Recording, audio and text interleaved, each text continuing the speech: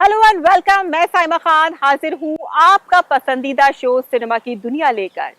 इस प्रोग्राम में हम हर हफ्ते आपको फिल्म जगत से जुड़ी तमाम अपडेट्स बताते हैं और साथ ही साथ फिल्मी कलाकारों की जिंदगी और उनके व्यक्तित्व से भी आपको रूबरू कराते हैं। आज के प्रोग्राम में भी आपके लिए बहुत कुछ खास है, तो चलिए फिर अपने शो की शुरुआत करते हैं। फारूक शेख का नाम लेते ही हमारे जहन में एक ऐसे सादगी से भरे अभिनेता की छवि उभर कर आती है जो जब भी फिल्मी पर्दे पर आता तो अपने अभिनय से दर्शकों को लाजवाब कर देता। फारूक शेख जिन्होंने फिल्मी पर्दे पर ऐसे समय में कदम रखा जब फिल्म उद्योग में पैरेलल सिनेमा अपनी उपस्थिति दर्ज करा रहा था। यूं तो फारूक शेख ने अपने 4 दशक के फिल्मी करियर में बहुत ही कम फिल्में की हैं और उसकी वजह ये रही कि वो अपने सब्जेक्ट को लेकर बहुत ही ज्यादा संजीदा रहते थे। और जैसा कि हमने बताया कि उन्होंने उस समय के कई महान और असाधारण फिल्म निर्माताओं के साथ काम किया, जिसमें सत्यजीत रे, साई परांजपे और मुजफ्फर अली जैसे निर्माता रहे। और फारूक शेख ने सिर्फ संजीदा अदाकारी ही नहीं की, उनके नाम चश्मे बदूर, साथ साथ, कथा और रंग बिरंगी जैसे फिल्में भी हैं जिसमें उन्होंने मज़ाहिया अदाकारी करके लोगों का दिल जीत लिया। तो इस तरह के थे फारूक शेख जिनके व्यक्तित्व के कई रंग हैं। तो आज हम उनके फिल्मी सफर पर नजर डालेंगे और साथ ही साथ उनकी शख्सियत की भी बात करेंगे। तुमको देखा तो ये ख्याल आया, तुमको देखा तो ये ख्याल आया। फिल्म जगत में फारूक शेख का नाम असाधारण श्रेणी के फिल्मकारों की फिल्मों में मंझे हुए कलाकार के रूप में लिया जाता है। एक ऐसा अदाकार जो अपने अभिनय के माध्यम से दर्शकों के दिलों पर ऐसी छाप छोड़े जिसे वर्षों तक मिटाना मुश्किल हो। फारूक शेख ने एक्टिंग की हर विधा में काम किया और खुद को साबित किया। अपनी सादगी से भरे अभिनय से उन्होंने सिने प्रेमियों के दिलों में जगह बनाई। लीड एक्टर से लेकर साइड हीरो और कैरेक्टर रोल तक फारूक शेख ने 4 दशक तक फिल्मों में काम किया। वहीं टीवी स्क्रीन पर भी उन्होंने कई दमदार किरदार निभाए। अबे अबे अबे फूल उखाड़ दिया। कौन है? साहब को बुला। हैं? साहब को बुला, साहब को। हैं? अरे क्या कर रहा है, बहरा क्या? जाना साहब को बुला। अगर मैं ये कह दूं कि मैं ही साहब हूं तो तो मैं साहब को क्या कि तेरी नौकरी फारूक शेख का जन्म 25 मार्च 1948 को गुजरात के वडोदरा के पास एक गांव में हुआ था। इनका खानदान अपने गांव का जमींदार माना जाता था। 5 भाई बहनों में फारूक शेख सबसे बड़े थे। इनके पिता मुस्तफा शेख एक वकील थे, इसीलिए वो चाहते थे कि फारूक शेख भी वकालत करें। फारूक शेख की शुरुआती शिक्षा मुंबई के सेंट मैरी स्कूल से हुई, जिसके बाद उन्होंने सेंट जेवियर कॉलेज में एडमिशन ले लिया। इसी कॉलेज में ही ये पहली दफा एक्टिंग की तरफ आकर्षित हुए और कॉलेज में होने वाले नाटकों में इन्होंने हिस्सा लेना शुरू कर दिया। इसी कॉलेज में इनकी दोस्ती शबाना आजमी से हुई, जो कि इनकी जूनियर थी। शबाना आजमी और फारूक साहब ने कई नाटकों में एक साथ काम किया। तुम्हीं से रोशन है रात मेरी, तुम्हीं से हर दिन हुआ सुनहरा। उठी जहां भी नजर तुम्हारी। कॉलेज के दिनों से ही इन्होंने इप्टा यानी इंडियन पीपल्स थिएटर एसोसिएशन भी ज्वाइन कर लिया और इप्टा के साथ ही ये नाटकों में काम करने लगे। इन्हीं दिनों में इन्होंने रेडियो में वॉइस ओवर आर्टिस्ट भी काम किया था और यहीं से इनकी पहली कमाई भी हुई थी। सेंट जेवियर कॉलेज के बाद जब सिद्धार्थ कॉलेज ऑफ लॉ से इन्होंने पढ़ाई पूरी की तो इनके पिता को लग रहा था कि इनका बेटा अब उन्हीं की तरह वकालत करेगा। लेकिन दोस्तों के साथ यूं ही शुरू किया अभिनय अब इनका पैशन बन चुका था।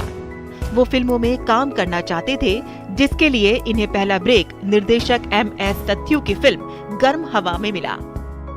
यही वो वक्त था कि जब निर्देशक MS सत्यू के पास अपनी फिल्म गर्म हवा बनाने के लिए पैसे तक नहीं थे और यही वजह थी कि वो अपने साथी कलाकारों से इस फिल्म में काम करने के लिए कह रहे थे और उन्होंने फारूक शेख को अप्रोच किया और फारूक शेख ने भी एम एस सत्यू को निराश नहीं किया और बिना किसी फीस लिए उनकी फिल्म में काम किया। लेकिन फारूक शेख के लिए यहाँ पर एक मुश्किल ये थी कि अपने पिता को मनाना, जो ये चाहते थे कि वो भी उन्हीं की तरह से वकील बने। लेकिन फारूक शेख जो अभिनय के लिए इतने ज्यादा दीवाने हो चुके थे कि उन्होंने किसी हाल अपने पिता को मना ही लिया। उन्होंने गर्म हवा फिल्म में काम किया और उनके काम को भी खूब सराहा गया और जिसके बाद एम एस सत्यू ने उन्हें फिल्म के लिए 750 रुपए दिए। यूं तो फिल्म गर्म हवा बलराज साहनी पर केंद्रित थी, लेकिन इस फिल्म में फारूक शेख अपने अभिनय से पहचान बनाने में कामयाब रहे। सिकंदर, अब तक कितने एप्लीकेशन दे चुके हो? 40 से कम तो नहीं होगा। मुझसे बहुत पीछे हो यार, अब तक 60 के ऊपर पहुंच चुका हूं मैं। डटे रहो प्यारे। अरे धार पर चलो यार जल्दी करो, हम लोग जाना चाहिए। हाँ चलो। कहाँ? हमारे बिना कौन से दफ्तर की कुर्सी खाली पड़ी है? अंधेर है साला अंधेर। गर्म हवा के बाद महान निर्देशक सत्यजीत रे ने उन्हें अपनी फिल्म शतरंज के खिलाड़ी के लिए साइन किया। फारूक ने इस फिल्म में भी अपने किरदार को मजबूती से निभाया। अगले ही साल वो मुजफ्फर अली की फिल्म गमन में नजर आए। ये कहानी एक प्रवासी मुंबईकर की है जो उत्तर प्रदेश के एक छोटे से शहर बदायूं से मुंबई आकर टैक्सी चलाता है। अपनी पत्नी से मिलने के लिए लौटने की उम्मीद तो करता है, लेकिन घर लौटने के लिए पर्याप्त बचत नहीं कर पाता। गमन के बाद उनकी जोड़ी मुजफ्फर अली के साथ खूब जमी और उन्होंने मुजफ्फर अली के साथ कई फिल्मों में काम किया। उन्हीं में उनकी एक फिल्म उमराव जान भी रही। ये फिल्म फारूक शेख के फिल्मी करियर में खास मानी जाती है, जिसने अपने दौर की कामयाब फिल्मों में नाम दर्ज कराया। इन आँखों की मस्ती के मस्ताने हजारों हैं, मस्ताने हजारों हैं, इन आँखों से वाबस्ता। सागर सरहदी के निर्देशन में बनी फिल्म बाजार भी फारूक शेख की कामयाब फिल्म रही। एक संवेदनशील मुद्दे पर बनी इस फिल्म में फारूक के बेहतरीन अभिनय की खूब चर्चा हुई। इन सभी फिल्मों ने फारूक शेख को पैरेलल सिनेमा का एक बड़ा नाम बना दिया। बेखुद किया हमें आपसे भी जुदा कर चले, दिखाई दिए यूं के बेखुद किया, दिखाई दिए यूं। वहीं साई परांजपाई की फिल्म चश्मे बद्दूर को भला कौन भूल सकता है। इस फिल्म में फारूक शेख का एक अलग ही रंग देखने को मिला। इस फिल्म से पहले ये समझा जाता था कि वो सिर्फ संजीदा किरदार ही निभा सकते हैं, लेकिन इस फिल्म में उन्होंने जबरदस्त कॉमेडी करके देखने वालों का दिल जीत लिया। दीप्ति नवल और फारूक शेख की जोड़ी को लोगों ने खूब पसंद किया और यही वजह रही कि इन दोनों ने कई फिल्मों में काम किया। चश्मे बद्दूर के बाद ये फिल्म कथा में एक साथ नजर आए।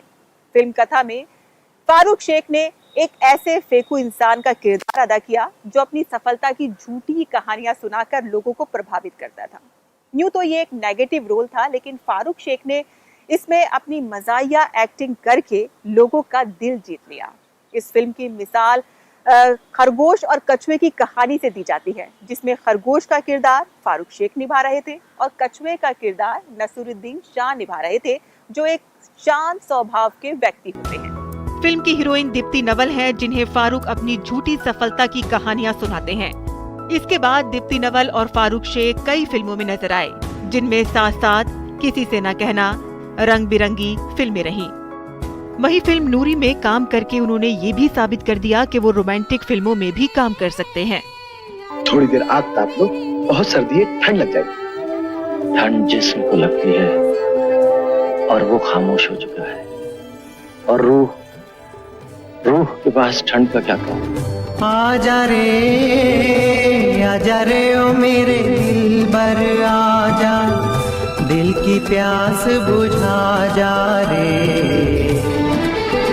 ओ आजा रे। 90 की दहाई में अपने फैंस की पसंद का ख्याल करते हुए उन्होंने छोटे पर्दे का भी रुख किया। और एक मशहूर टीवी शो जीना इसी का नाम है की होस्टिंग की। इनकी एंकरिंग का अंदाज लोगों को खूब पसंद आया। इसके अलावा फारूक शेख का थिएटर से नाता भी आखिरी वक्त तक रहा। शबाना आजमी के साथ उनका प्ले तुम्हारी अमृता 20 सालों तक चला था। देश विदेश में इन्होंने इस नाटक को परफॉर्म किया था और ख्याति पाई। फारूक शेख बेहतरीन अभिनेता होने के साथ साथ अच्छे दिल के इंसान भी थे। इसकी मिसाल हम आपको यूं दे सकते हैं कि 26/11 के आतंकवादी हमले में ताज होटल के एक कर्मचारी की हत्या हो गई। फारूक शेख ने जब ये खबर अखबार में पढ़ी तो बिना वक्त गवाए उन्होंने उसके दोनों बेटों की पढ़ाई की जिम्मेदारी ले ली और उनका खर्च बर्दाश्त किया। तो इस तरह के थे फारूक शेख, जो हमें जिंदा दिली के साथ साथ बहुत कुछ सिखा गए। 2009 में आई फिल्म लाहौर के लिए इन्हें सपोर्टिंग रोल का अवार्ड मिला। ये जवानी है दीवानी फिल्म में ये रणबीर कपूर के पिता के रोल में नजर आए थे। इसके बाद क्लब 60 में सारिका के साथ दिखे। इस फिल्म में उन्होंने अपनी इमोशनल एक्टिंग से लोगों को खूब रुलाया। इस फिल्म के बाद ही वो खबर आई जिसने सभी को गमगीन कर दिया। नए साल के मौके पर फारूक अपने परिवार के साथ दुबई घूमने गए थे। वहीं 28 दिसंबर 2013 को हार्ट अटैक की वजह से उनका निधन हो गया। इनके मौत की खबर जैसे ही भारत पहुंची, फिल्म इंडस्ट्री में मातम परस गया। इनके फैंस भी इस खबर से बेहद दुखी हुए। मजबूर हो गए, क्यों जिंदगी की राह में मजबूर हो गए। कितने हुए करीब कि हम दूर हो गए, क्यों जिंदगी की राह में मजबूर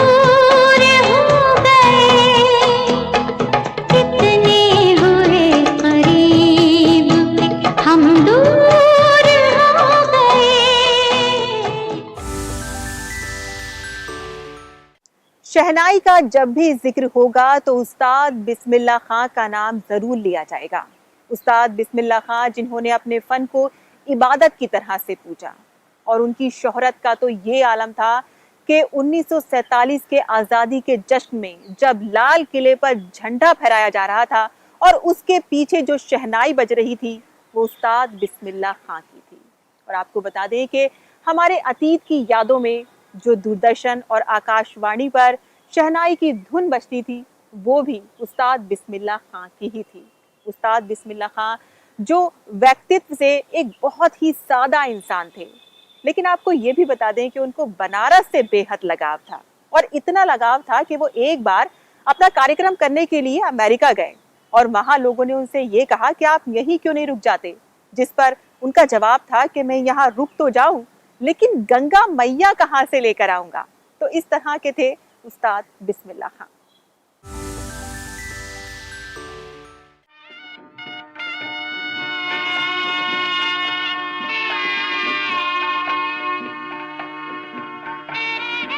मुझे बिस्मिल्लाह कहते हैं और कुरान मजीद शुरू होता है कि बिस्मिल्लाह से।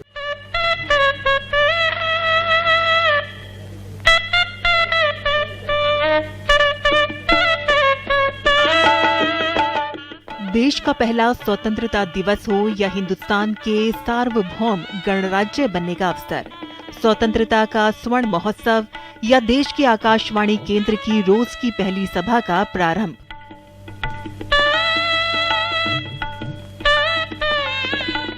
या फिर देश में दूरदर्शन प्रसारण की शुरुआत और न जाने कितने ऐसे अवसर हों, इन सभी से एक व्यक्ति अभिन्न रूप से जुड़ा रहा। उस शख्सियत को दुनिया उस्ताद बिस्मिल्लाह खान के नाम से जानती है। वे कहते थे कि मुझे बिस्मिल्लाह कहते हैं और कुरान भी शुरू होता है बिस्मिल्लाह से।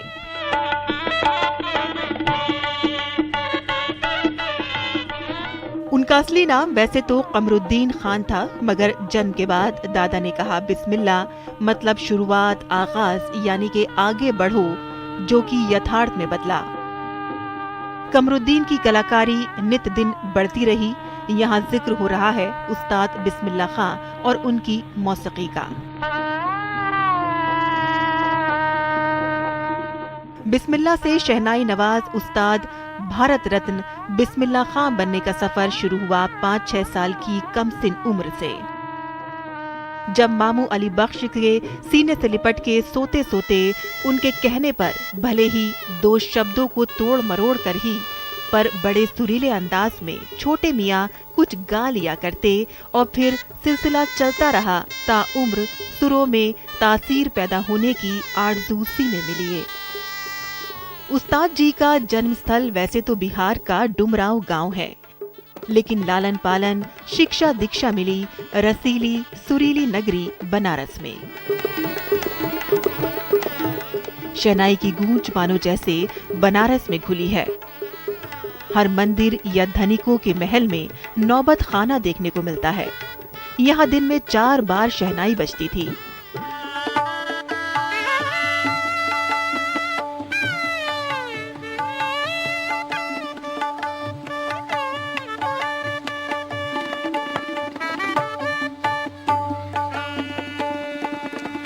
सामान्य घरों में भी कोई खास प्रसंग शहनाई के सुरों से महकता था। ऐसे माहौल में शहनाई का यही संस्कार पिता खान साहब पैगंबर बख्श से बिस्मिल्लाह को मिला। शहनाई की विधिवत शिक्षा उन्होंने मात्र 6 वर्ष की आयु से ही वाराणसी में उनके मामू खान साहब अली बख्श के यहाँ शुरू कर दी। बिस्मिल्लाह जी के बुजुर्ग केवल सूरदर्शी नहीं बल्कि दूरदर्शी भी रहे। उन्होंने देखा कि गायन वादन के क्षेत्र में कई महान कलाकारों ने पहले से ही अपनी छाप छोड़ रखी है। तभी अंतरंग की संगीत अभिव्यक्ति हेतु उन्होंने शहनाई जैसे वाद्य को चुना, जिस पर उस समय किसी का नाम मुद्रित नहीं था। बिस्मिल्लाह जी का नाम शहनाई से इस तरह से जुड़ गया कि जैसे मोहन का मुरली से। 14 साल की उम्र में शहनाई वादन की अपनी पहली महफिल बिस्मिल्लाह ने सजाई इलाहाबाद की अखिल भारतीय संगीत परिषद में। उनकी शहनाई के सुरों में ऐसा खुमार था जैसे कि वो शहनाई हवा फूंक कर नहीं जान फूंक कर बजा रही हो। लखनऊ संगीत सम्मेलन में अपने दूसरे ही कार्यक्रम में उन्होंने स्वर्ण पदक हासिल किया। 7 साल बाद कोलकाता की अखिल भारतीय संगीत परिषद में स्वर्ण पदकों की तिहाई लेकर उन्होंने शहनाई तथा स्वयं को सुर स्थापित कर शहनाई के स्वर्णिम युग का बिस्मिल्लाह किया। शादी के मंडप की चौखट से लांघकर शहनाई विश्व मंच तक गूंजने लगी थी। उनकी शहनाई लोगों के दिलों में बजने लगी। अब किताबी पढ़ाई में तो उन्हें रुचि नहीं थी, लेकिन संगीत के प्रति दिल में दीवानगी थी, कुछ जुनून सा था। तभी तो एक लोक वाद्य को शास्त्रीय संगीत के मंच पर सोलो वाद्य की पहचान दिलाने का भगीरथ कार्य बिस्मिल्लाह जी के द्वारा संपन्न हुआ। और देखते ही देखते शहनाई और बिस्मिल्लाह दोनों एक दूसरे के पर्यायवाची शब्द हो गए। आकाशवाणी के लखनऊ केंद्र से उनका पहला कार्यक्रम प्रसारित हुआ 1938 में, जब उनकी उम्र 22 साल की थी। विहाग, भैरवी, तौड़ी, दुर्गी, बागेश्वरी, जौनपुरी जैसे राग उनकी शहनाई से प्रवाहित हुए थे। सुगम संगीत से भी उन्हें विशेष लगाव था। सन 1941 में लखनऊ में ग्रामोफोन कंपनी द्वारा रिलीज 3 रिकॉर्ड्स में मालकौंस, तोड़ी जैसे रागों के साथ साथ दादर, ठुमरी का भी समावेश हुआ। 50 के दशक में उन्होंने फिल्म जगत में भी शिरकत की। गूंज उठी शहनाई फिल्म और दिल का खिलौना हाय टूट गया, ये गाना तो उन्हें घर घर के हर दिल में स्थापित कर गया। दिल का खिलौना है टूट गया, दिल का है ये तरस हमारी है। फिल्म जगत में भी उनकी शहनाई का बोलबाला हुआ।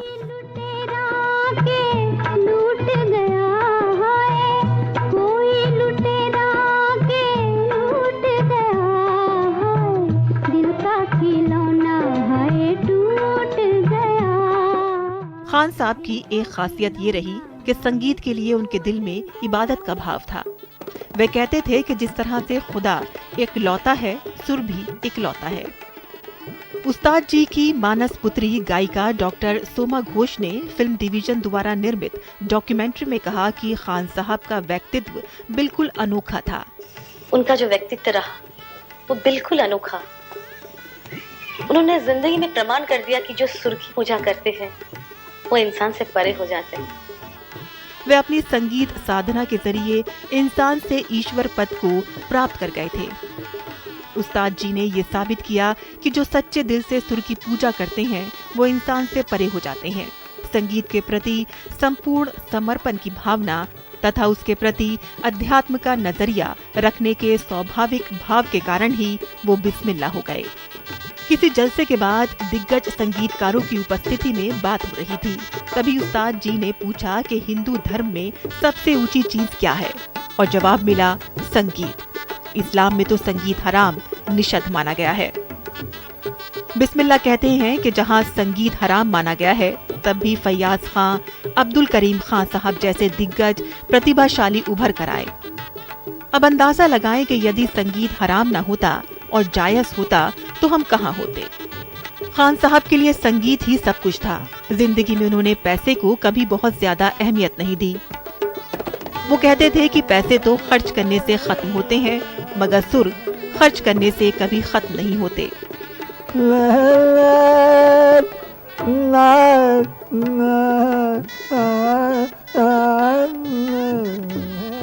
खान साहब जैसे संगीत के साधक कभी मृत्यु को प्राप्त नहीं होते।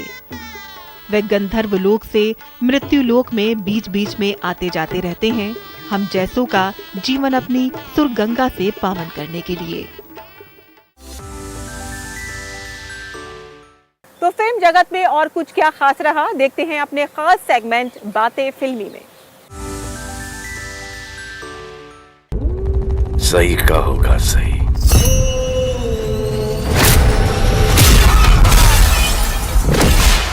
गलत का गलत।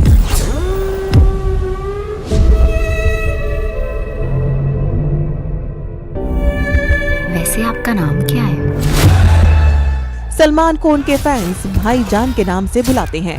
ऐसे में किसी का भाई किसी की जान के टीजर में हम देखते हैं कि वो अपना नाम भाईजान बताते हैं।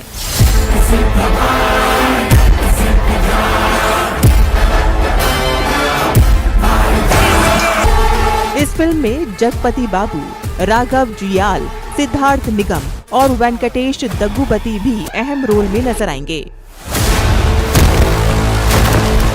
फिल्म में शहनाज गिल और पलक तिवारी बॉलीवुड डेब्यू करेंगी।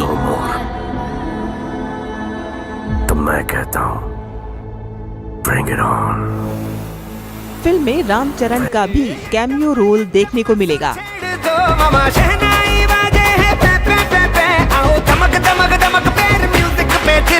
झूमेंगे गाएंगे हम सारे मिलके, आज बजे जश्न वाली जोर जोर जोर जोर पुंगी।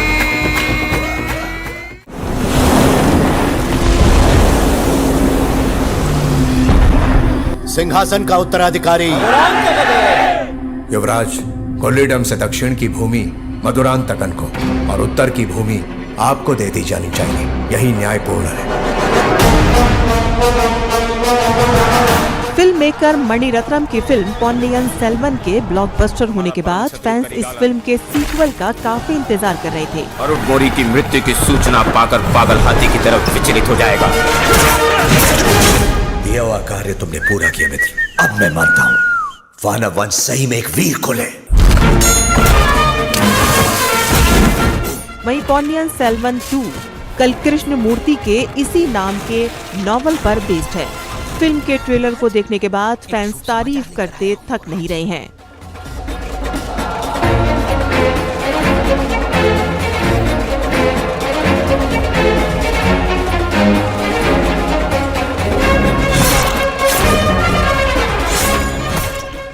फैंस ऐश्वर्या और विक्रम की ऑन स्क्रीन केमिस्ट्री के साथ साथ उनकी परफॉर्मेंस की खूब तारीफ कर रहे हैं।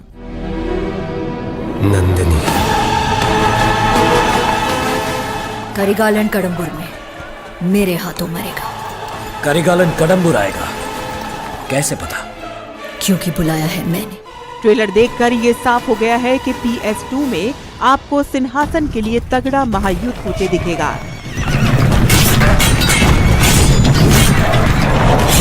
अब मैं सिंहासन पर बैठकर राज करने को तैयार हूँ। और फिल्म के पहले पार्ट में चौल शासकों का अधूरा बदला पार्ट 2 में पूरा होगा। बंटवारा करना होगा, चोल राज्य बांटना है, माँ की शादी के 2 टुकड़े करके बांटने को कह रहे हैं। मारेंगे, चोल वंश को जड़ से मिटा देंगे।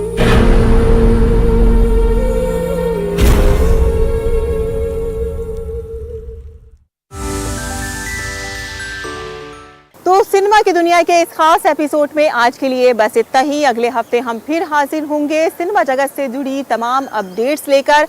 तब तक के लिए हम आपसे इजाजत चाहते हैं। Bye bye, take care and नमस्कार।